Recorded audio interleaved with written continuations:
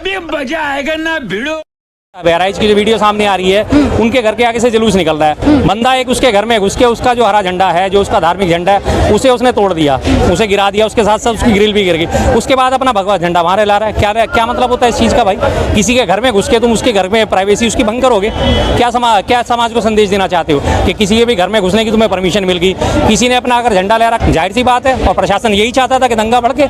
लगातार भड़काऊ नारे लग रहे थे, पुलिस वालों ने कुछ नहीं बोला कि भड़काऊ नारे लग रहे हैं तो इन्हें चुप कराया जाए। किसी को क्या पुलिस वाले देख रहे हैं? पुलिस वाले देख रहे हैं। उस तमाम वीडियो में पुलिस वाले आराम से इधर से उधर कंधों पे बंदूक टांगे घूम रहे हैं। उनकी हिम्मत नहीं पड़ रही कि उस भीड़ को वो एक तरफ कर सकें, किसी तरह साइड में कर सकें। कोई नहीं, अभी और सुनिए, नजर ही नहीं आ रहा कहीं भी। पुलिस कहीं से कंट्रोल करती नजर नहीं आ रही उस मुद्दे को। जब मुद्दा भड़क गया पूरी तरह, अच्छी तरह जब आग फैल गई है, अब जाके पुलिस वालों के बयान आ रहे हैं कि हम दंगा नहीं भड़कने देंगे। और डीजीपी की एक छोटी सी वीडियो वायरल हो रही है 6 सेकंड की, हाथ में पिस्टल लिए घूम रहे हैं कि ठोक देंगे। उनका भी भाषा यही है, ठोक देंगे।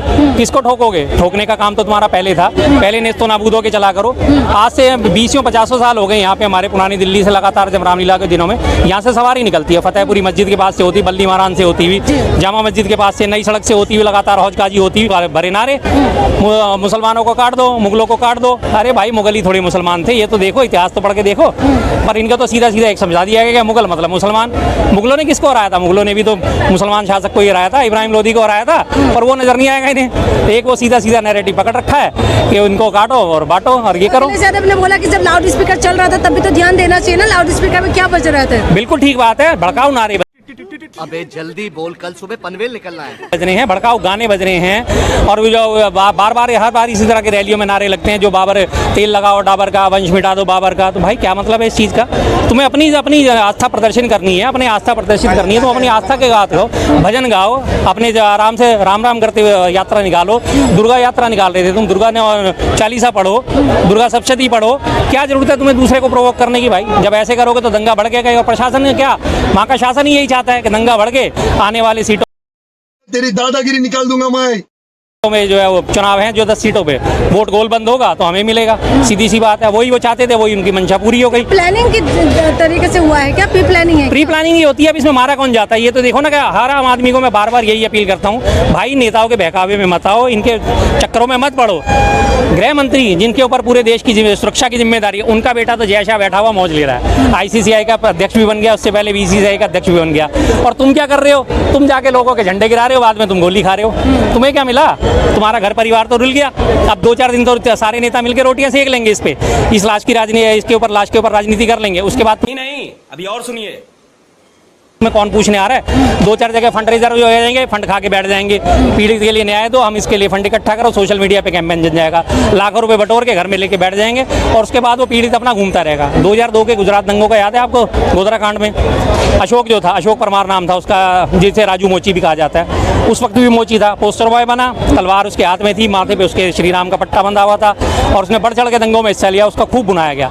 आज भी वो बैठा हुआ अपने जूते सही कर रहा है, आज भी उसकी जिंदगी में कोई बदलाव नहीं आया। उत्तर पूर्वी दंगे देखो, दंगे भड़के थे। एक देवेंद्र यादव नाम का लड़का था, जिसे पहली बार सबसे पहली सजा उसी को मिली है, 5 साल की सजा मिली है। दिहाड़ीदार मजदूर था, सारा उसका फैमिली बिखरी पड़ी है। ये तो बहकावे में आके लोग तो आके कर जाते हैं कांड, नेता तो अपनी मौज ले रहे हैं बैठे हुए। यूपी में जो कहते हैं कि लॉ एंड ऑर्डर काबू में है और योगी जी के राज में इस तरीके के हो रहा है, बिल्कुल लॉ एंड ऑर्डर की बात कहते हैं कि बहुत अच्छा हो गया है पहले से। हाँ जी, तो ये अब आपको अच्छा तो दिख ही रहा है ना कि सड़कों पे जुलूस निकल रहा है, लगातार लाठियां भांजी जा रही हैं, लगातार लोगों के घर जलाए जा रहे हैं। वहाँ पे एक होंडा का शोरूम था, हीरो होंडा की गाड़ियों का शोरूम, उस वक्त को जला दिया, उसे भी जला दिया। क्यों भाई? उसने कौन सा, हाँ क्या भलाई है बताओ ना, आ जाओ, हाँ बताओ। Hero I am sorry Babu, Honda का शोरूम जला दिया, क्या भलाई है उसमें? आओ ना, अरे इधर आके बात करो ना, पीछे के पीठ पीछे देखो, हैसियत देखो इनकी। हकीकत ये है, आपने बोला बुराई, सुनिए तो सही, हकीकत ये है जो मैंने 30 दिन देखता हूँ, इनके पास इतना टाइम है जो केवल इसी चीज का चर्चा करते हैं। देश के बारे में चर्चा करना बुरा क्या? एक बात बताइए, इतने बेवकूफ हैं जो जिता रहे हैं मोदी को, एक ये शख्स ऐसे हैं जो कहते हैं जो सबसे बड़ी कमी उसी में है। आपके मैं बता रहा हूँ ना, इन्होंने कितने बेवकूफ हैं, तो बेवकूफ ऐसे ही हैं। हीरो होंडा के शोरूम में आग लगी, फिर भी ये मोदी को वोट देंगे। मणिपुर के देखो, मणिपुर की बहन बेटियों को नंगा घुमाया गया, फिर भी मोदी को वोट देंगे, देखो ना। चलो गजब बेइज्जती है। चलाना है। मणिपुर के अरे चैनल चलाना मेरे है। चैनल कोई नहीं है, मेरी बात सुनो, इनको मुद्दे की चैनल बात। चलाना है। मणिपुर में बहन बेटियों को नंगा हुआ है, फिर भी वोट दोगे ना? हाँ जी, एक मिनट भाई साहब जवाब नहीं, जवाब इनसे लेना जरूरी है। माननीय राहुल गांधी प्रधानमंत्री से जवाब मांगो कि देश का इतना बुरा हाल कैसे है। कैसे मोदी जी से नहीं मांगो। ये देखो अकलमंद कितने हैं, कितने खुश हो गए। इन्हें यही नहीं पता प्रधानमंत्री कौन है, इन्हें यही नहीं पता प्रधानमंत्री कौन है। अगर राहुल गांधी से जवाब मांगोगे ना, एक मिनट चाचा, एक बिल्कुल मिनट। मुमकिन है। अगर राहुल गांधी से आप जवाब मांगोगे तो ये खुश है, और मोदी जी से किसी की दुनिया में किसी की हिंदुस्तान में औकात नहीं है कि मोदी जी से जवाब पूछ ले, और जो जवाब पूछेगा उसको कह देंगे ये भागते हैं। जी, अब ये बात गए, पूरी बात नहीं करी।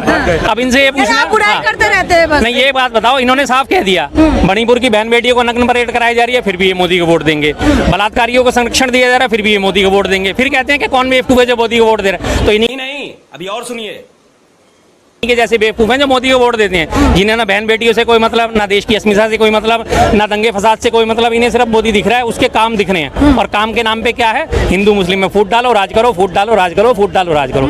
और ये सपोर्टर उसी चीज के हैं। इन्हें कोई नहीं नजर आता कि किसी का घर उजड़ गया, किसी का सुहाग उजड़ गया, किसी का भाई मारा गया, किसी का बेटा मारा गया। इन्हें कोई लेना देना नहीं है। इन्हें तो सिर्फ फिर कहते हैं कि कौन है जो वो लोग बेवकूफ हैं, तो वाकई वो लोग ऐसे बेवकूफ। जी जी बिल्कुल, ये उपचुनाव की वजह से हो रहे हैं। जाहिर सी बात है उपचुनाव की वजह से, और साथ में जो इनसे पहले अभी इलेक्शन हरियाणा के निपटे हैं और जम्मू कश्मीर के निपटे हैं, इससे पहले लगातार तमाम नेताओं ने जो भड़काऊ बयान दिए थे, बटोगे तो कटोगे, हिंदुओं एक हो जाओ, हिंदुओं अपनी रक्षा के लिए शास्त्र भी उठाओ, शस्त्र भी उठाओ।